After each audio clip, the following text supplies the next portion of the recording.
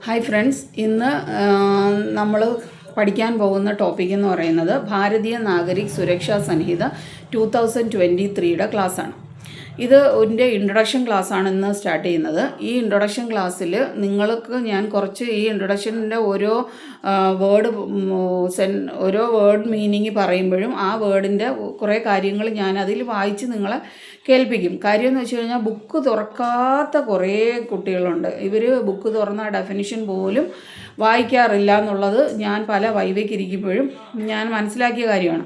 അപ്പോൾ അതുകൊണ്ട് ഇന്ന് ഞാൻ നിങ്ങളോട് കുറച്ച് കാര്യങ്ങൾ ഞാൻ വൈവയിൽ നിങ്ങൾക്ക് പറയേണ്ട കുറച്ച് കാര്യങ്ങളും കൂടെ ഇൻക്ലൂഡ് ചെയ്തുകൊണ്ടായിരിക്കും ഈ ക്ലാസ് സ്റ്റാർട്ട് ചെയ്യുന്നത്. അപ്പോൾ ഇത് ഭാരതീയ നാഗരിക് സുരക്ഷാ സംഹിത എന്ന് പറയുന്നത് CRPC റീപ്ലേസ് ചെയ്ത് വന്നൊരു ആക്റ്റാണ്. CRPC റീപ്ലേസ് വന്ന ആക്റ്റാണ് BNSS എന്ന് പറയുന്ന ഭാരതീയ നാഗരിക് സുരക്ഷാ സംഹിത 2023. ഇത് ലോക്സഭയിൽ ഇൻട്രൊഡ്യൂസ് ചെയ്തതെന്ന് പറയുന്നത് 12 ഡിസംബർ 2023 ഇത് ലോക്സഭയിൽ ഇൻട്രൊഡ്യൂസ് ചെയ്തത്. ഈ ഇൻട്രൊഡ്യൂസ് ചെയ്ത് കഴിഞ്ഞതിന് ശേഷം ഇതിന് പ്രസിഡൻറ്റിൻ്റെ അസെൻറ്റ് കിട്ടിയത് 2023 ഡിസംബർ 25 പ്രസിഡൻറ്റിൻ്റെ അസെൻറ്റ് കിട്ടുന്നത്. പിന്നെ came into force on 1 July 2024. ഇപ്പോൾ ഈ 3 കാര്യങ്ങളും ഓർത്തിരിക്കുക. First, introduced in Lok Sabha on 12 December 2023. പ്രസിഡൻറ്റിൻ്റെ അസെൻറ്റ് കിട്ടുന്നത് 25 December 2023. Came into force on 1 July 2023. അപ്പോൾ ഈ 3 കാര്യങ്ങൾ നിങ്ങൾ ഓർത്ത് വയ്ക്കേണ്ട കാര്യങ്ങളാണ്. പിന്നീട് നമ്മൾ ഈ CRPC എന്ന് പറയുന്നത് നമ്മൾ ആദ്യമേ പഠിച്ചിട്ടുണ്ട്. ഒരു പ്രൊസീജിയറൽ ലോ ആണ് CRPC എന്ന് പറയുന്നത്. അപ്പോൾ ഈ BNSS എന്ന് പറയുന്നത് ഒരു പ്രൊസീജിയറൽ ലോ ആണ്. Procedure followed by the court, police station, മറ്റ് അഡ്മിനിസ്ട്രേറ്റീവ് അതോറിറ്റീസ് ഒക്കെ ഫോളോ ചെയ്യുന്ന ഒരു സംഭവമാണ്.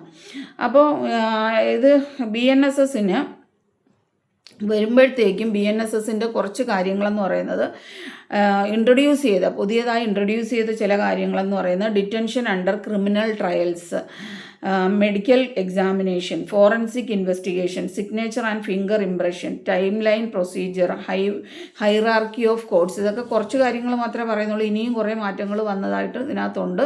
പിന്നെ ഒരുപാട് ഈ ആക്റ്റിന് തന്നെ അങ്ങനെയൊന്നും മാറ്റം വരുത്തിയിട്ടൊന്നുമില്ല. ആക്റ്റിലെ കൂടുതൽ കാര്യങ്ങളും ഇതിൽ പറയുന്ന കാര്യങ്ങൾ തന്നെയാണ് CRPCയിലെ കാര്യങ്ങൾ തന്നെയാണ് BNSSലും വന്നിരിക്കുന്നത്. അപ്പോൾ നമുക്ക് ആദ്യം ഇതിൽ എത്ര ചാപ്റ്റേഴ്സ് ഉണ്ട്? 39 ചാപ്റ്റേഴ്സ് ഉണ്ട്. 530 സെഷൻസും ഉണ്ട്. ബുക്കിനകത്ത കാര്യമാണ് ഞാൻ പറഞ്ഞിരിക്കുന്ന. അമെൻഡ് ചെയ്തതും അമെൻമെൻറ്റ് വന്നതുമായിട്ടുള്ള കാര്യങ്ങൾ ഇനിയുള്ള ക്ലാസ്സുകളിൽ നമ്മൾ പറഞ്ഞു പോകും. ഇനി സെഷൻ 1 ചാപ്റ്റർ 1 സെഷൻ 1 എല്ലാ ആക്റ്റുകളിനകത്തും എന്താണ് ഒരു ഇൻട്രൊഡക്ഷൻ പറയുന്ന ഒരു സെക്ഷൻ 1 എന്ന് പറയുന്ന ഒരു ഇൻട്രൊഡക്ഷനാണ്. അപ്പോൾ അതിൽ സെക്ഷൻ 1 എന്ന് പറയുന്ന short title, extend and commencement ആണ് ഇതിലും പറയുന്നത്. Short title, extend and commencement. ഈ ആക്റ്റിൻ്റെ ആ സെക്ഷൻ 1 തന്നെ നമുക്ക് ആ ഇൻട്രൊഡക്ഷൻ പറയുന്നില്ലേ, ഷോർട്ട് ടൈറ്റിൽ എന്താണോ ഈ ആക്റ്റിൻ്റെ പേര്, അതായത് ഭാരതീയ നാഗരിക് സുരക്ഷാ സംഹിത 2023, അതാണ് ഷോർട്ട് ടൈറ്റിൽ. പിന്നെ പറയുന്ന എക്സ്റ്റെൻഡ്, നമ്മൾ മിക്ക ആക്റ്റുകൾ പഠിക്കുമ്പോഴും it extend to the whole of India except the state of Jammu and Kashmir എന്നൊക്കെയാണ് പറഞ്ഞു പോയത്. പഴയ ആക്റ്റുകളിൽ അങ്ങനെയാണ് നമ്മൾ പഠിച്ചു പോകുന്നത്. പിന്നീട് അമെൻമെൻറ്റ് വന്നപ്പോഴത്തേക്കും ഈ ആക്ട് ഇന്ത്യ ഒട്ടാകെ ബാധകമാവുന്നു എന്നുള്ള രീതിക്കാണ് CRPCയിൽ പിന്നീട് അമെൻമെൻറ്റ് വന്നത്. അപ്പോൾ ഈ സംഹിതയ്ക്കകത്ത് the provision of this act സംഹിത other than those relating to chapter 9, 11, 12. 9, 11, 12 എന്ന് പറയുന്ന ചാപ്റ്റേഴ്സ് സ്റ്റേറ്റ് ഓഫ് നാഗാലാൻഡിലും ട്രൈബൽ ഏരിയാസിലും ആപ്ലിക്കബിൾ ആവത്തില്ല. ബാക്കിയുള്ള സ്റ്റേറ്റുകളിലെല്ലാം ആപ്ലിക്കബിൾ ആവും എന്നുള്ള രീതിക്കാണ് ഇതിനകത്ത് എക്സ്റ്റെൻഡ് വന്നിരിക്കുന്നത്. ഇപ്പോൾ ഈ ആപ്ലിക്കബിൾ ആവില്ല എന്ന് പറയുന്നെങ്കിലും ആപ്ലിക്കബിൾ ആവാനായിട്ട് സ്റ്റേറ്റ് ഗവൺമെൻറ്റിന് നോട്ടിഫിക്കേഷൻ വഴി, ഗസറ്റഡ് നോട്ടിഫിക്കേഷൻ വഴി നോട്ടിഫൈ ചെയ്യാവുന്നതാണ്. അങ്ങനെയാണെന്നുണ്ടെങ്കിൽ ഇത് ആക്ട് ആപ്ലിക്കബിൾ ആവും എന്നുള്ളതും പറയുന്നു. പിന്നീട് പറയുന്ന ഇപ്പം ഷോർട്ട് ടൈറ്റിലായി എക്സ്റ്റെൻഡായി ഇനി കമൻസ്മെൻ്റ് ആണ് അല്ലേ. It came into force on 1 July 2024. അപ്പം ചാപ്റ്റർ 1 സെക്ഷൻ 1 കംപ്ലീറ്റ് ആയി. ഷോർട്ട് ടൈറ്റിലായി എക്സ്റ്റെൻഡായി കമൻസ്മെൻ്റ്. ഷോർട്ട് ടൈറ്റിൽ എന്ന് പറഞ്ഞാൽ ആക്ടിൻ്റെ പേര് പറയുക, എക്സ്റ്റെൻഡ് എന്ന് പറഞ്ഞാൽ ഇത് ഹോൾ ഓഫ് ഇന്ത്യയിലാണ്, എക്സെപ്റ്റ് ഇന്ന ചാപ്റ്റേഴ്സ് നാഗാലാൻഡിലും ട്രൈബൽ ഏരിയാസിലും ആപ്ലിക്കബിൾ അല്ല. പക്ഷേ ഗവൺമെൻറ്റിന് വേണമെങ്കിൽ നോട്ടിഫിക്കേഷനിലൂടെ ആപ്ലിക്കബിലിറ്റി കൊണ്ടുവരാവുന്നതാണ്. പിന്നീട് പറയുന്നത് came into force on 1 July 2024. അപ്പോൾ ഈ ഇത്രയും കാര്യങ്ങളാണ് സെക്ഷൻ 1 പറയുന്നത്. ഇനി നമുക്ക് സെക്ഷൻ 2 നമുക്ക് വേണമെങ്കിൽ പറയാം. ഇനി സെക്ഷൻ 2 എന്ന് പറയുന്നത് ഡെഫിനിഷൻ ക്ലോസുകളാണ്. അപ്പോൾ നിങ്ങൾ ഏതൊരു ആക്ട് പഠിക്കുന്ന കുട്ടികളായാലും നിങ്ങൾ ആദ്യം മനസ്സിലാക്കേണ്ട കാര്യം ഡെഫിനിഷൻ ക്ലോസുകളാണ്. ഈ ഡെഫിനിഷൻ ക്ലോസുകൾ മനസ്സിലാക്കിയിട്ടില്ല എന്നുണ്ടെങ്കിൽ നിങ്ങൾക്ക് ഈ ആക്ട് ഒരു കാരണവശാലും മനസ്സിലാവില്ല. അപ്പോൾ ഈ ആക്റ്റിൽ ഡെഫിനിഷൻ ക്ലോസ് മനസ്സിലാക്കാനായിട്ട് ആദ്യത്തെ ഡെഫിനിഷൻ ക്ലോസ് എന്ന് പറയുന്നത് ഓഡിയോ വീഡിയോ ഇലക്ട്രോണിക് മീൻസ് എന്നുള്ളതാണ്. Audio video electronic means. അപ്പോൾ ഓഡിയോ വീഡിയോ ഇലക്ട്രോണിക് മീൻസ് എന്ന് പറഞ്ഞാൽ എന്താണ്? ഇപ്പോൾ നമ്മളുടെ രാജ്യത്ത് എല്ലാം ഇ ഫയലിംഗ് സിസ്റ്റമാണ് കൊണ്ടുവന്നിരിക്കുന്നത് അല്ലേ. ഇ ഫയലിംഗ് സിസ്റ്റം വന്നതിന് ശേഷം നമുക്ക് ഓഡിയോ വീഡിയോ റെക്കോർഡിങ്ങുകൾ ധാരാളമായി വരുന്നുണ്ട്. അപ്പോൾ it shall include use of any communication device for the purpose of video conferencing, recording of process of identification, search and seizure or evidence transmission of electronic communication and for such other purpose and by such other means as the state government may by rules provide. അപ്പോൾ ഇതിൽ പറയുന്നത് എന്താണ്? State government പറയുന്ന അനുസരിച്ചും ചെയ്യാം. അല്ലാതെ audio video communication എന്ന് പറയുന്നത് നമ്മൾക്ക് സെർച്ച് ആൻഡ് സീഷ്യറിന് വേണ്ടിയിട്ടും എവിഡൻസ് ട്രാൻസ്മിറ്റ് ചെയ്യുന്നതിന് വേണ്ടിയിട്ട് ഇലക്ട്രോണിക് കമ്മ്യൂണിക്കേഷന് വേണ്ടിയിട്ട് എല്ലാം നമ്മൾ ഉപയോഗിക്കുന്ന ഉപകരണങ്ങൾ, അത് ടെലിഫോണിക് കോൺവെർസേഷൻ ആവാം, ഇമെയിലുകളാവാം, വാട്സപ്പ് കമ്മ്യൂണിക്കേഷനുകളാവാം. അപ്പോൾ ഇതെല്ലാം നമുക്ക് ഓഡിയോ വീഡിയോ അല്ലെങ്കിൽ ഒരു എക്സാമിനേഷൻ ഇലക്ട്രോണിക് ആയിട്ട് അല്ലെങ്കിൽ ഓഡിയോ റെക്കോർഡ് ചെയ്യണമെങ്കിൽ അതാവാം. അങ്ങനെയുള്ള കമ്മ്യൂണിക്കേഷൻസ് ആവാം. അതിനുള്ള ഇലക്ട്രോണിക് ഡിവൈസസുകളെയും കുറിച്ചാണ് ഈ ഓഡിയോ വീഡിയോ കമ്മ്യൂണിക്കേഷൻ കൊണ്ട് ഉദ്ദേശിക്കുന്നത്. ഇനി നമുക്ക് അടുത്ത സെക്ഷൻ 2 ക്ലോസ് 1 നമ്മൾ 2 ക്ലോസ് 1 ക്ലോസ് എയിലാണ് ഓഡിയോ വീഡിയോ ഇലക്ട്രോണിക് മീൻസിനെ കുറിച്ച് പറയുന്നത്. ഇനി 2 ക്ലോസ് 1 ക്ലോസ് ബെയിൽ പറയുന്നുണ്ട് അല്ലേ. ബെയിൽ നമുക്ക് എല്ലാവർക്കും അറിയാം. ബെയിൽ എന്താണ്? Bail means release of a person accused of or suspected of commission of an offense from the custody of law upon certain conditions imposed by an officer or court on execution by such person of a bond or a bail bond. അപ്പോൾ bond എന്താണെന്നും bail bond എന്താണെന്നും അടുത്ത ഡെഫിനിഷനുകളിൽ പറയുന്നുണ്ട്. അപ്പോൾ നമ്മളിവിടെ പറയേണ്ടതെന്ന് വെച്ച് കഴിഞ്ഞാൽ ഒരാളെ റിലീസ് ചെയ്യുന്നതിനാണ് ബെയിൽ എന്ന് പറയുന്നത്. റിലീസ് ഓഫ് എ പേഴ്സൺ എന്ന് പറയുന്നത് ആരാണ്? ഹു ഈസ് ആൻ അക്യൂസ്ഡ് ആയിരിക്കണം. Or suspected of commission of an offence from the custody of law upon certain conditions imposed by an officer. അതായത് ഒരു മജിസ്ട്രേറ്റ് ഒരാൾക്ക് ബെയിൽ അനുവദിക്കുമ്പോൾ അത് വിത്ത് കണ്ടീഷനിലോ വിത്തൗട്ട് കണ്ടീഷനിലോ അനുവദിക്കാവുന്നതാണ്. അപ്പോൾ ആ കണ്ടീഷനിലാണ് ബെയിൽ അനുവദിക്കുന്നതെങ്കിൽ അങ്ങനെ. Or court on execution by such person of a bond or a bail bond. അല്ലെന്നുണ്ടെങ്കിൽ എന്താണ്? ഒരാളെ ഒരു ബെയിൽ ബോണ്ടിലൂടെയോ അല്ലെങ്കിൽ ഒരു ബോണ്ട് എക്സിക്യൂട്ട് ചെയ്തുകൊണ്ട് അയാളെ റിലീസ് ചെയ്യുന്നു. അതിനെ നമുക്ക് ബെയിൽ എന്ന് പറയാം. മനസ്സിലായല്ലോ? അടുത്ത ബെയിലബിൾ ഒഫൻസ് 2 ക്ലോസ് 1 ക്ലോസ് സിയിലാണ് ബെയിലബിൾ ഒഫൻസ് എന്ന് പറയുന്നത്. Means an offence which is shown as bailable in the first schedule. അപ്പോൾ നമ്മൾ പഠിക്കുമ്പോൾ CRPC പഠിച്ചാലും ഈ ഭാരതീയ നാഗരിക് സുരക്ഷാ സംഹിത പഠിച്ചാലും ഭാരതീയ നാഗരിക് സുരക്ഷാ സംഹിത പഠിച്ചാലും നമ്മൾ എന്ത് ചെയ്യണം? അതിനകത്ത് ഷെഡ്യൂളുകൾ നോക്കണം. ഈ ഷെഡ്യൂളുകൾ എന്തിനാണ് കൊടുത്തിരിക്കുന്നത്? ഷെഡ്യൂളുകൾ കൊടുത്തിരിക്കുന്നത് നമുക്ക് IPCയിൽ അല്ലെങ്കിൽ BNSലെ വകുപ്പുകൾ നമുക്ക് ബെയിലബിൾ ആണോ നോൺ ബെയിലബിൾ ആണോ എന്നറിയാൻ വേണ്ടിയിട്ടാണ് ഈ പിന്നെ ഷെഡ്യൂൾ കൊടുത്തിരിക്കുന്നത്. അപ്പോൾ ഫസ്റ്റ് ഷെഡ്യൂളിൽ ബെയിലബിൾ എന്ന് പറയുന്ന ആ ഒഫൻസുകളെല്ലാം ബെയിലബിൾ ആയിരിക്കും, അല്ലാത്ത ഒഫൻസുകൾ നോൺ ബെയിലബിൾ ആയിരിക്കും. അങ്ങനെയാണ് ബെയിലബിൾ ഒഫൻസിൻ്റെ ഡെഫിനിഷൻ കൊടുത്തിരിക്കുന്നത് ഫസ്റ്റ് ഷെഡ്യൂൾ. അപ്പോൾ വൈവയ്ക്ക് പോകുമ്പോൾ what is mean by bailable offence എന്ന് പറയുമ്പോൾ ആദ്യം അവർ പറഞ്ഞു വരുന്നത് എന്താണ്, the offence which is committed എന്നൊക്കെ പറഞ്ഞിങ്ങനെ എക്സ്പ്ലനേഷൻ കൊണ്ടുവരും. പിന്നെ the punishment is below 2 years എന്നൊക്കെ പറഞ്ഞു. അതൊന്നുമല്ല, ആദ്യം നമ്മൾ പറയേണ്ടതെന്ന് പറഞ്ഞാൽ എന്താണ്, പിന്നെ ബെയിലബിൾ ഒഫൻസ് എന്ന് പറഞ്ഞാൽ shown as bailable in the first schedule. ഇത്രയേ ഉള്ളൂ. Shown as bailable in the first schedule. First ഷെഡ്യൂളിൽ ബെയിലബിൾ എന്ന് പറയുന്ന വകുപ്പുകളെല്ലാം എന്താണ്, ബെയിലബിൾ ഒഫൻസാണ്. അല്ലാത്തുള്ളതെല്ലാം നോൺ ബെയിലബിൾ ഒഫൻസ്. ഇത്രയേ ഉള്ളൂ ഡെഫിനിഷൻ. ഇനി bail bond means an undertaking for release with surety. ഷുവർട്ടിയോടുകൂടി ഒരു വ്യക്തി അല്ലെങ്കിൽ ഒരു അക്യൂസ്ഡിനെ റിലീസ് ചെയ്യാമെന്നുള്ള ഒരു അണ്ടർടേക്കിങ്ങിനെയാണ് ബെയിൽ ബോണ്ട് എന്ന് പറയുന്നത്. ബോണ്ട് എന്താണ്? Bond means a personal bond or an undertaking for release without surety. Bond വെച്ചിട്ട് ഇറങ്ങിക്കോ എന്ന് പറഞ്ഞു കഴിഞ്ഞാൽ ഷുവർട്ടി ഇല്ലാത്ത സാഹചര്യങ്ങൾ വരുമ്പോൾ ഒരു പേഴ്സണൽ ബോണ്ടിലൂടെ ഒരു അണ്ടർടേക്കിംഗ് എഴുതിക്കൊണ്ട് അയാൾക്ക് സാധാ ബോണ്ടിലൂടെ ഇറങ്ങുന്ന പോലെ ഇറങ്ങാൻ പറ്റും. അതിനെയാണ് ബോണ്ട് എന്ന് പറയുന്നത്. Charge includes any head of charge when the charge contains more heads than 1.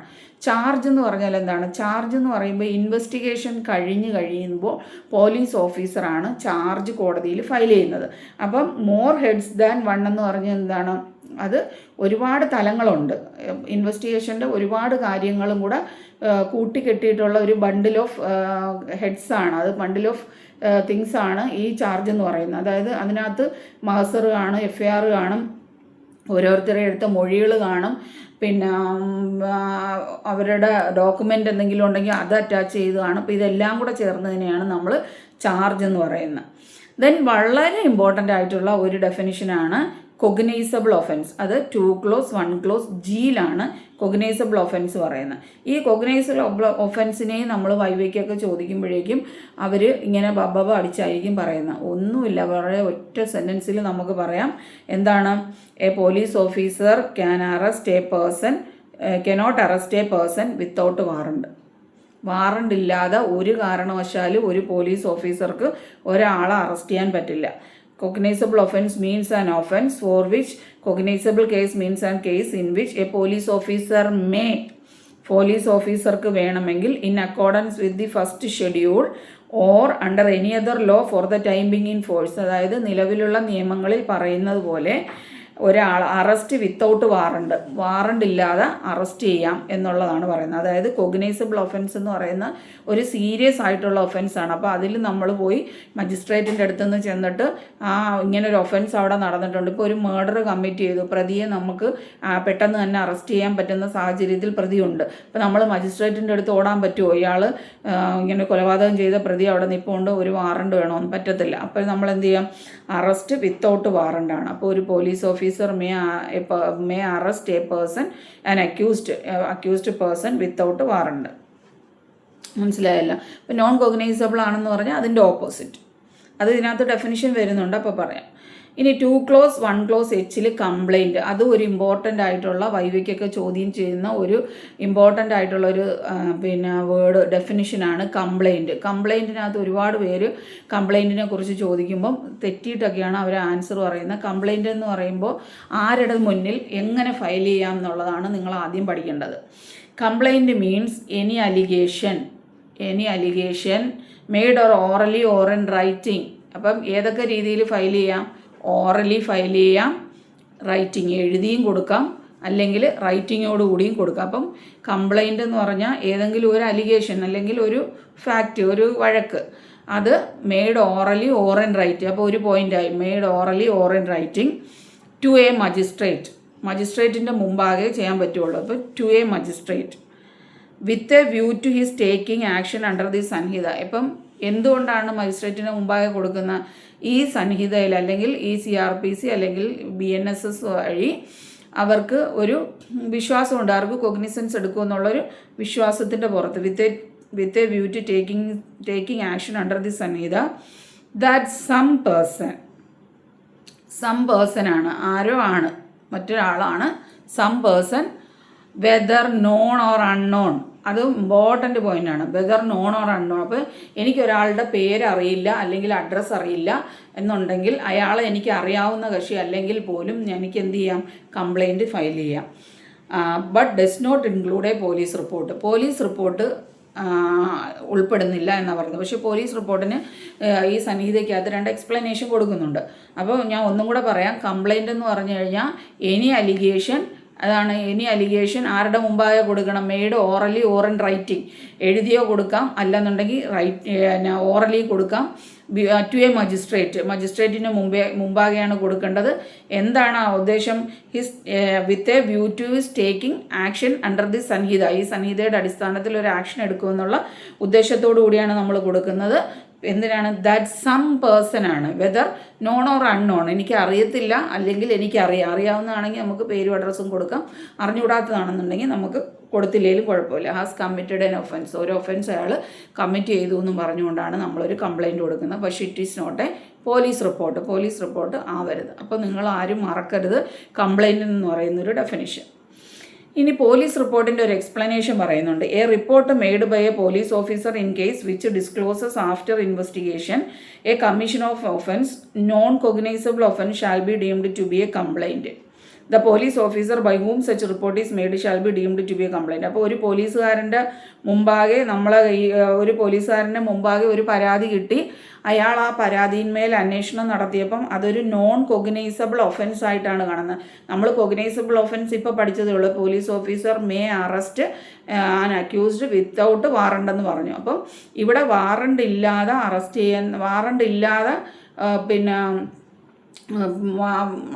ചെയ്യുന്നതിന് വാറണ്ട് വേണം എന്നുള്ളൊരു സാഹചര്യം വരുന്ന ഒരു ഒഫൻസ് ആകുമ്പോൾ നോൺ കൊഗ്നൈസബിൾ ഒഫൻസ് എന്ന് പറയും. അപ്പോൾ അത്തരത്തിലുള്ള ഒരു ഒഫൻസാണ് ഞാൻ അന്വേഷണത്തിൽ എനിക്ക് മനസ്സിലായതെന്നും ആ അന്വേഷണത്തിൽ മനസ്സിലായ ആ കേസിൻ്റെ റിപ്പോർട്ട് പോലീസ് സ്റ്റേഷനിൽ കൊടുക്കുകയാണെന്നുണ്ടെങ്കിൽ അദ്ദേഹത്തിന് എന്ത് പറയാം? ആ പോലീസ് ഓഫീസറെ നമുക്ക് കംപ്ലൈൻറ്റ് എന്നും അത്തരം റിപ്പോർട്ടിനെ നമുക്ക് കംപ്ലൈൻ്റ് എന്നും പറയാം എന്നുള്ളതാണ് എക്സ്പ്ലനേഷൻ. ഇനി അടുത്തത് ഇലക്ട്രോണിക് കമ്മ്യൂണിക്കേഷൻ. നമ്മൾ ഇലക്ട്രോണിക് ഓഡിയോ വീഡിയോ ഡിവൈസ് നമ്മൾ പറഞ്ഞതാണ്. ഇനി ഓഡിയോ വീഡിയോ കമ്മ്യൂണിക്കേഷൻ പറഞ്ഞാണ്. ഇനി electronic communication means A communication of any written verbal pictorial written information or video content that transmitted or transferred. അതായത് എഴുതിയതാവാം, പിക്ചറിൻ്റെ രൂപത്തിലുള്ളതാവാം, അല്ലെങ്കിൽ വെർബലായിട്ടുള്ളതാവാം. അത്തരത്തിലുള്ള ഒരു ട്രാൻസ്മിഷനാണ് വീഡിയോ അതായത് ഇപ്പം ഒരാൾ മറ്റൊരാളെ പറ്റി ഒരു അപവാദങ്ങളോ അല്ലെങ്കിൽ ഒരാളുടെ ഫോട്ടോകളോ അനാവശ്യമായി ഫേസ്ബുക്ക് പോലുള്ള അല്ലെങ്കിൽ വാട്സപ്പ് പോലുള്ള അല്ലെങ്കിൽ ഓർക്കൂട്ട് പോലുള്ള അങ്ങനെ ഏതെങ്കിലുമൊക്കെ മാധ്യമങ്ങളിലൂടെ എന്ത് ചെയ്യുന്നു, പ്രചരിപ്പിക്കുകയാണെന്നുണ്ടെങ്കിൽ അതിനെ നമുക്ക് ഇലക്ട്രോണിക് കമ്മ്യൂണിക്കേഷൻ എന്ന് പറയാം. അങ്ങനെ പ്രചരിപ്പിക്കുകയാണെന്നുണ്ടെങ്കിൽ whether from one person to another, ഒരാളിൽ നിന്ന് മറ്റൊരാളിലോട്ടോ, or from one device to another, ഒരു മൊബൈലിൽ നിന്നും അല്ലെങ്കിൽ ഒരു കമ്പ്യൂട്ടറിലെ ഒരു ലാപ്ടോപ്പിൽ നിന്നും മറ്റൊരിടത്തിലോട്ടോ, or from a person to a device, or from a device to a person. Person to device, ഒരു പേഴ്സണിൽ നിന്ന് ഡിവൈസിലോട്ടോ അല്ലെങ്കിൽ ആ ഡിവൈസിൽ നിന്ന് ഒരു പേഴ്സണിലോട്ടോ കൊടുക്കുന്നത്. By means electronic device includes a telephonic mobile phone or wireless communication device or a computer or audio video player or camera or any other electronic device which is form as may be specified by notification by the central government അതാത് കാലങ്ങളിൽ. അതായത് ഇപ്പം നമുക്കിപ്പോൾ വന്നിരിക്കുന്ന മാധ്യമങ്ങളെന്നൊക്കെ പറയുന്നത് Facebook, WhatsApp, അങ്ങനെയുള്ള മാധ്യമങ്ങൾ, Instagram, അങ്ങനെയൊക്കെയുള്ള. അപ്പോൾ ഇനിയും ചിലപ്പോൾ വേറെ മാധ്യമങ്ങൾ കണ്ടുപിടിക്കപ്പെടുകയാണെന്നുണ്ടെങ്കിൽ സ്റ്റേറ്റ് ഗവൺമെൻറ് വേണമെങ്കിൽ ആ മാധ്യമങ്ങളെയും ഇതിലേക്ക് കൊണ്ടുവരാം. അതുകൊണ്ടാണ് അങ്ങനെ ഒരു ക്ലോസ് വന്നിരിക്കുന്നത്. ഇനി അടുത്ത ഹൈക്കോർട്ട് എന്ന് പറയുമ്പോൾ എന്താണ് ഇവിടെ മീൻ ചെയ്തിരിക്കുന്നത്? ഹൈക്കോർട്ട് എന്ന് പറയുന്നത് 2 clause 1 clause ജെയിലാണ് ഹൈക്കോർട്ട് പറയുന്നത്. In relations to any state the high court for that state. ഒരു സ്റ്റേറ്റിനെ സംബന്ധിച്ചിടത്തോളം ആ സ്റ്റേറ്റിലെ ഏറ്റവും വലിയ കോടതി, അതാണ് ഹൈക്കോർട്ട് എന്ന് പറയുന്നത്.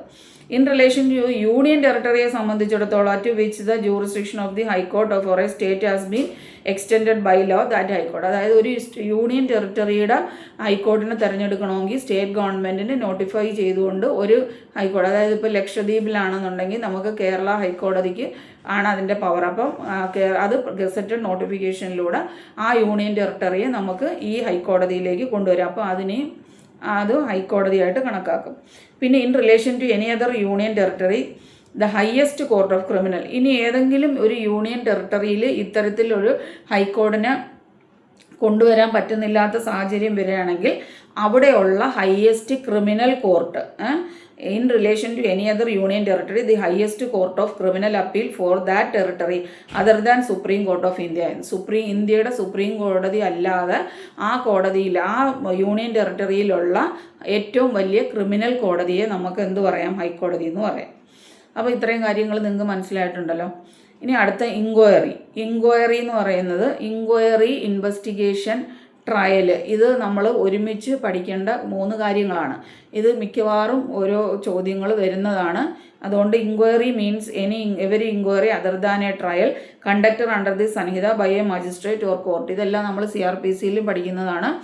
ഒരു മജിസ്ട്രേറ്റ് ആണ് ഇൻക്വയറി നടത്തുന്നത്. അതാണ് അവിടെ വരുന്ന ചോദ്യം. Who conducted an inquiry is conducted by a magistrate ആണ്. അത് ട്രയലല്ല. ട്രയലിന് നമുക്ക് ഇൻക്വയറി എന്ന് പറയാൻ പറ്റത്തില്ല. ട്രയലിന് മുമ്പേ ഇൻക്വയറി കംപ്ലീറ്റ് ചെയ്തിരിക്കും. ഇൻവെസ്റ്റിഗേഷൻ, അപ്പോൾ നിങ്ങൾ അത് ഓർക്കണം. ഇൻക്വയറി എന്ന് പറയുന്ന ഒരു ചെറിയ വേർഡ് മീനിങ്ങും ഇൻവെസ്റ്റിഗേഷൻ എന്ന് പറയുന്നത് കുറച്ച് വലിയതായിട്ടുള്ള ഒരു വേർഡാണ്. അപ്പോൾ ഇൻവെസ്റ്റിഗേഷൻ എന്ന് പറയുന്നത് പോലീസ് ഓഫീസർക്ക് ഒരുപാട് ജോലികളുണ്ടല്ലേ. ഒരു കേസ് മുന്നിൽ വരുമ്പോഴത്തേക്കും പോലീസ് ഓഫീസർക്ക് ഒരുപാട് ജോലിയുണ്ട്. അപ്പോൾ പോലീസ് ഓഫീസർ എന്ത് ചെയ്യും? ആ investigation, collection of evidence collect ചെയ്യും, പിന്നെ മൊഴിയെടുക്കും, പിന്നീട് മസർ തയ്യാറാക്കും, ചാർജ് ഫ്രെയിം ചെയ്യും. ഇതെല്ലാ കാര്യങ്ങളും ചെയ്യണ്ടേ. അപ്പോൾ ഇതിനാണ് ഇൻവെസ്റ്റിഗേഷൻ. അപ്പോൾ ഒരുപാട് കാര്യങ്ങളുള്ളതാണ് പോലീസ് ഓഫീസർ ചെയ്യുന്നത്. അതാണ് investigation. includes all the proceedings under the Sanhita for the collection of evidence conducted by a police officer or by any person other than a magistrate. Magistrate അല്ലാതെ മജിസ്ട്രേറ്റിന് ഓതറൈസ് ചെയ്ത ഒരാൾക്ക്, who is authorised by a magistrate in this behalf. ഈ investigation നടത്താനായിട്ട് മജിസ്ട്രേറ്റിന് വേണമെങ്കിൽ ഒരാളെ authorise ചെയ്യാം. Where any of the provision of a special act are inconsistent with the provision of this Sanhita, the provision of the special act will prevail. വേറെ ഏതെങ്കിലും ആക്റ്റിൽ ഇത്തരത്തിലുള്ള കാര്യങ്ങൾ പറ്റത്തില്ല എന്ന് പറയുകയാണെന്നുണ്ടെങ്കിൽ ആ ആക്റ്റിൽ പറയുന്ന പോലെയാണ് ഇൻക്വയറി കണ്ടക്ട് ചെയ്യേണ്ടത്. ഇപ്പം ആ ആക്റ്റിൽ പറയുകയാണ് ഈ CRPC പോലുള്ള ഇൻവെസ്റ്റിഗേഷൻ വേണ്ട, ഞങ്ങളുടെ നിയമത്തിൽ പറയുന്ന ഇൻവെസ്റ്റിഗേഷൻ ആണെന്നെങ്കിൽ ആ രീതിയിലുള്ള ഇൻവെസ്റ്റിഗേഷൻ നടത്താം. അടുത്ത judicial proceedings includes any proceedings in the course of which evidence is or may be legally taken on oath.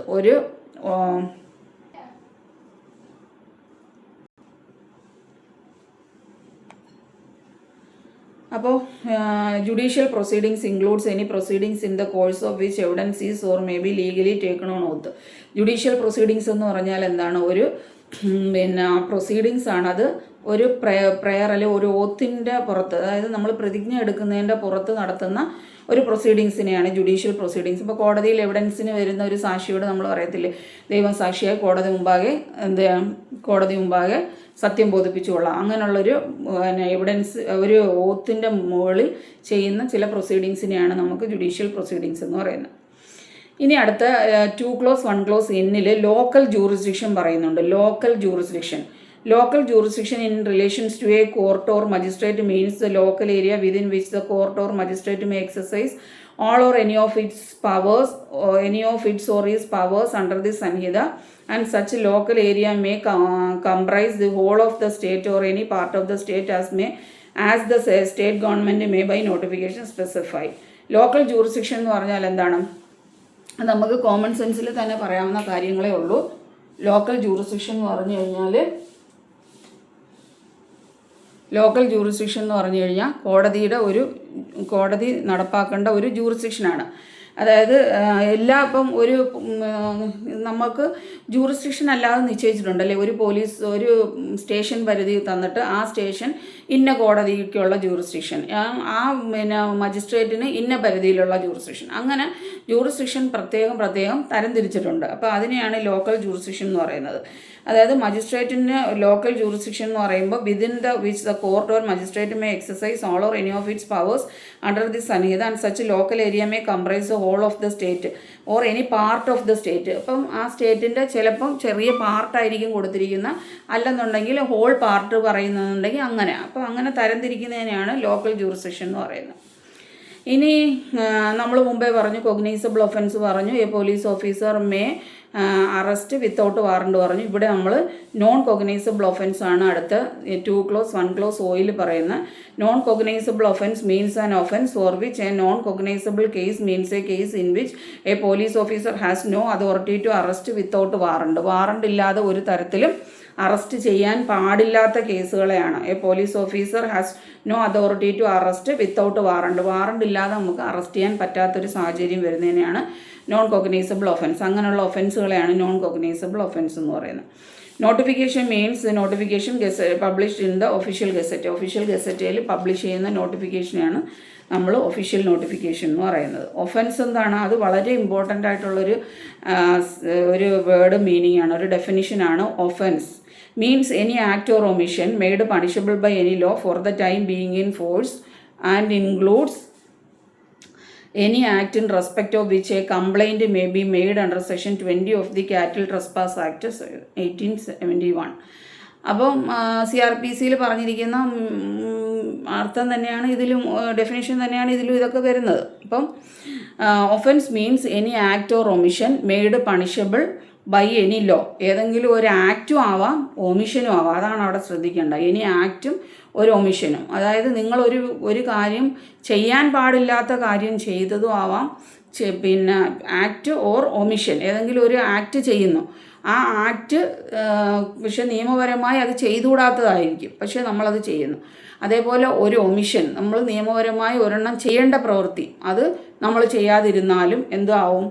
Act or omission made punishable by law. നിയമം മൂലം പണിഷബിൾ ആണെന്ന് പറയുന്ന കാര്യങ്ങൾ for the time being in force, ആ കാലഘട്ടത്തിൽ നിലനിൽക്കുന്ന നിയമം മൂലം പണിഷബിളായിട്ട് പറഞ്ഞിരിക്കുന്ന ആക്റ്റോ ഒമിഷനോ നമുക്ക് എന്ത് പറയാം? ഒഫൻസ് എന്ന് പറയാം.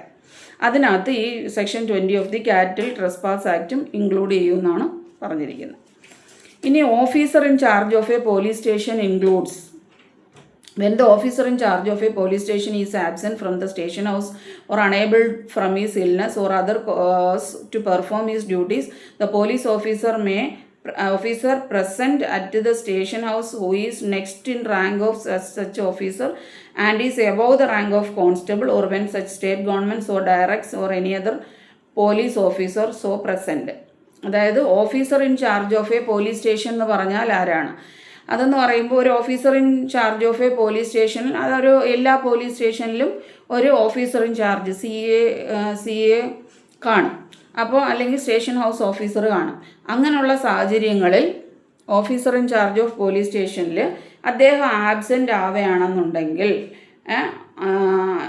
അയാളുടെ ആബ്സെൻസിൽ the station house or unable from his illness or other cause to perform his duties, the police officer present at the station house who is next to the rank. അങ്ങനെ വരുന്ന സാഹചര്യത്തിൽ ആ സ്റ്റേഷനിലുള്ള ഓഫീസറുടെ നെക്സ്റ്റ് റാങ്കിലുള്ള ആൾ which is and is above the rank of constable, പക്ഷേ അദ്ദേഹം എന്തായിരിക്കണം? കോൺസ്റ്റബിൾ എന്ന് പറയുന്ന റാങ്കിന് മുകളിലായിരിക്കണം, അല്ലെങ്കിൽ സ്റ്റേറ്റ് ഗവൺമെൻറ് പറയുന്ന ക്വാളിഫിക്കേഷനുള്ള ഒരാളായിരിക്കണം. അങ്ങനെയുള്ള ആളുകളെയാണ് എന്താണ് പറയുന്നത്? സ്റ്റേഷൻ ഹൗസ് ഓഫീസർ എന്ന് പറയുന്നത്. ഇനി place includes A house, building, tent, vehicle and vessel. അത് കൂടുതലൊന്നും പറയാനില്ല. ഒരു ഹൗസ് ആവാം, ബിൽഡിംഗ് ആവാം, ടെൻറ്റ് ആവാം, വെഹിക്കിൾ ആവാം, വെസലാവാം, അതെല്ലാം. Police report means a report forwarded by a police officer to magistrate under subsection 3 of 193. 193(3) പ്രകാരം ഒരു പോലീസ് ഓഫീസർ മജിസ്ട്രേറ്റിന് അയക്കുന്ന റിപ്പോർട്ടിനെയാണ് പോലീസ് റിപ്പോർട്ട് എന്ന് പറയുന്നത്. പിന്നീട് പിന്നെ പറയുന്ന കാര്യങ്ങൾ, police station means any post post or place declared generally or specially by the state government to be a police station and includes any local area specified by the state government in this behalf. അപ്പോൾ police station എന്ന് പറഞ്ഞു കഴിഞ്ഞാൽ any post or place declared generally or specially by the state government declare ചെയ്യുന്ന ഒരു സ്ഥലം to be a police station and includes any local area specified by the state government in this behalf. അതിനൊരു local area പറയുന്നുണ്ട്, ആ ഏരിയയിലുള്ള police സ്റ്റേഷനായിട്ട് അത് പ്രവർത്തിക്കാം. Public പ്രോസിക്യൂട്ടറൊക്കെ നമ്മൾ വേറെയും പഠിക്കുന്നുണ്ട്. ഇതിൽ ഡെഫിനിഷൻ ക്ലോസിൽ പഠിക്കുമ്പോൾ means any person appointed under section 18 and includes any person acting under the direction of a public പ്രോസിക്യൂട്ടറുടെ ഡയറക്ഷനിൽ പിന്നെ സെക്ഷൻ 18 പ്രകാരം അപ്പോയിൻ്റ് ചെയ്യുന്ന ആൾക്കാരാണ് പബ്ലിക് പ്രോസിക്യൂട്ടർ. അവരെന്ന് പറയുന്നത് എന്തിനു വേണ്ടിയിട്ടാണ്? ഗവൺമെൻറ്റിൻ്റെ കേസുകൾ നോക്കുന്നതിന് വേണ്ടി, ഒരു വിക്ടിമിന് വേണ്ടിയാണ് പ്രവർത്തിക്കുന്നത്. Sub division means a sub division of ഡിസ്ട്രിക്റ്റിൻ്റെ സബ് ഡിവിഷനാണ്. അതായത് ഇപ്പോൾ തിരുവനന്തപുരം ആണെന്നുണ്ടെങ്കിൽ ആറ്റിങ്ങിൽ ഒരു സബ് ഡിസ്ട്രിക്റ്റാണ്, അങ്ങനെയുള്ള സബ് ഡിവിഷനുകൾ. Summons case means a case relating to an offence which is not being a warrant case. അവിടെയും നിങ്ങൾ ശ്രദ്ധിക്കേണ്ട ഒരു കാര്യം, ഞാൻ മുമ്പേ ബെയിലബിൾ ഒഫൻസ് പറഞ്ഞപ്പോൾ ഞാൻ പറഞ്ഞു ബെയിലബിൾ ഒഫൻസ് എന്ന് ചോദിക്കുമ്പോൾ 2 വർഷത്തിൽ താഴെയുള്ള ഒഫൻസാണ്, സീരിയസ് ഒഫൻസാണ്, ഇങ്ങനെയൊക്കെയുള്ള കാര്യങ്ങൾ പറയാതെ നിങ്ങൾക്ക് പറയാം എന്താണ് ഫസ്റ്റ് ഷെഡ്യൂളിൽ ബെയിലബിൾ എന്ന് പറഞ്ഞിരിക്കുന്ന ഒഫൻസുകളെയാണ് ബെയിലബിൾ ഒഫൻസ് എന്ന് പറയുന്ന പോലെയാണ് ഇവിടെയും. Summons case means a case relating to an offence and not being a warrant case. Warrant case അല്ലാത്ത കേസുകളെല്ലാം സമൻസ് കേസുകളാണെന്ന് പറയുന്നത്. ഇനി ഒരു ഇമ്പോർട്ടൻ്റ് ആയിട്ടുള്ള ഒരു ഡെഫിനിഷനാണ് വിക്റ്റിം എന്ന് പറയുന്ന ഒരു ഡെഫിനിഷൻ നിങ്ങളെല്ലാവരും പഠിച്ചു വയ്ക്കേണ്ടതാണ്. ഒഫൻസ് പഠിച്ചു വയ്ക്കേണ്ടതാണ്, വിക്റ്റിം പഠിച്ചു വയ്ക്കേണ്ടതാണ്. Victim means a person who has suffered any loss or injury caused by reason of the act or omission of the accused person and includes the guardian or legal heir of such victim. അപ്പം victim എന്ന് പറയുന്നത് നേരത്തെ 2 clause B ആയിരുന്നു എന്തോ. അപ്പോൾ victim means a person whose has suffered any loss or injury. ഒരു നഷ്ടം ഉണ്ടാകുന്ന ഒരാൾ അല്ലെങ്കിൽ ഒരു ഇഞ്ചുറി അനുഭവിച്ച ആൾ caused by a reason of the act or omission of the accused. Act or omission നമ്മൾ പഠിച്ചതാ ഒഫൻസ്. അപ്പോൾ ഒരു ഒഫൻസ് കമ്മിറ്റ് ചെയ്തത് മൂലം ഉണ്ടാകുന്ന ഒരു ഇഞ്ചുറിയോ അല്ലെന്നുണ്ടെങ്കിൽ ലോസോ ഉണ്ടാകുന്ന ഒരു വ്യക്തി of the accused person and includes the guardian or legal heir. അപ്പോൾ അവരാരൊക്കെ ആവാം? ഈ വിക്റ്റിം മരണപ്പെട്ടു പോവുകയാണെങ്കിൽ ലീഗൽ ഹെയർ ആവാം, വിക്റ്റിം മൈനർ ആണെന്നുണ്ടെങ്കിൽ ഗാർഡിയൻ ആവാം. അപ്പോൾ victim means a person who has suffered any loss or injury caused by the reason of an act of the act or omission of the accused person and includes the guardian or legal heir of such victim. അപ്പോൾ victim ഇപ്പോൾ മരണപ്പെട്ടു പോവുകയാണെങ്കിൽ അവരുടെ ഇപ്പോൾ ജിഷ കൊലപാതക കേസിനകത്ത് victim മരണപ്പെട്ടു പോവുകയാണ് ചെയ്യുന്നത് അല്ലേ. അപ്പോൾ വിക്റ്റിമിൻ്റെ മദറാണ് അവിടെ CW1 ആയിട്ട് നമുക്ക് ഒരു വിക്റ്റിമിന് വേണ്ടി റെപ്രസെൻ്റ് ചെയ്യുന്നത് അല്ലേ. അപ്പം അവർക്കാണ് നീതി ലഭിക്കുന്നത്. അപ്പം വിക്റ്റിമിന് വേണ്ടിയിട്ടുള്ള നീതി ലഭിക്കുന്നത് വിക്റ്റിമിൻ്റെ ലീഗൽ ഹെയർ ആണ്. അപ്പോൾ ഒരു മൈനർ ആണെന്നുണ്ടെങ്കിൽ മൈനറിൻ്റെ ഗാർഡിയൻ ആവും. വാറണ്ട് കേസ് നമ്മൾ സമൻസ് കേസ് പറഞ്ഞു. Warrant case means a case relating to an offence punishable with death, imprisonment for life or imprisonment for term exceeding 2 years. അവിടെ ഒരു 2 year വരുന്നുണ്ട്. അത് നിങ്ങൾക്ക് വേണമെന്നുണ്ടെങ്കിൽ വാറണ്ട് കേസിൽ പറയാം. ഒരു ഒഫൻസ് പണിഷബിൾ വിത്ത് ഡെത്ത് കേസിൽ ഡെത്ത് ഒഫൻസ് കമ്മിറ്റ് ചെയ്യുന്നതോ ഇംപ്രിസൺമെൻറ്റ് ഫോർ ലൈഫ് ശിക്ഷ വരാവുന്ന ഒരു ഒഫൻസ് കമ്മിറ്റ് ചെയ്യുന്നതോ അല്ലെങ്കിൽ imprisonment four A term which exceeding 2 years 2 വർഷത്തിൽ കൂടുതൽ ശിക്ഷ ലഭിക്കാവുന്നതായിട്ടുള്ള ഒരു കേസിന് നമുക്ക് വാറണ്ട് കേസ് എന്ന് പറയാം. ഇനി section 2 clause 2 words and expression used herein are not defined but defined in the information technology act 2000 and Bharatiya Nyaya Sanhita 2023 shall have the meaning respectively assigned to them in the act and സംഹിത. അപ്പം ഇത് ഈ word and expression എന്ന് പറയുന്നത് words and expressions used herein ഇവിടെ പറഞ്ഞിരിക്കുന്ന words and expression എന്ന് പറയുന്നത് not defined in IT ആക്റ്റിലൊന്നും ഡിഫൈൻ ചെയ്തിട്ടില്ല. അത് ഇതിൽ ആ മീനിങ് തന്നെ അതിലും എടുത്താൽ മതി എന്നുള്ളതാണ് ഇവിടെ പറയുന്നത്. അപ്പോൾ ഇത്രയും കാര്യങ്ങളാണ് നമുക്ക് സെക്ഷൻ 1 ഉം 2 ആയിട്ട് പറയുന്നത്. ഇപ്പോൾ തന്നെ 1/2 മണിക്കൂറായി. അപ്പോൾ നമുക്ക് അടുത്ത കൺസ്ട്രക്ഷൻ ഓഫ് റെഫറൻസസ് ആണ് സെക്ഷൻ 3 പറയുന്നത്. അപ്പോൾ അത് നമുക്ക് അടുത്ത ക്ലാസ്സിൽ നോക്കാം. Okay, thank you.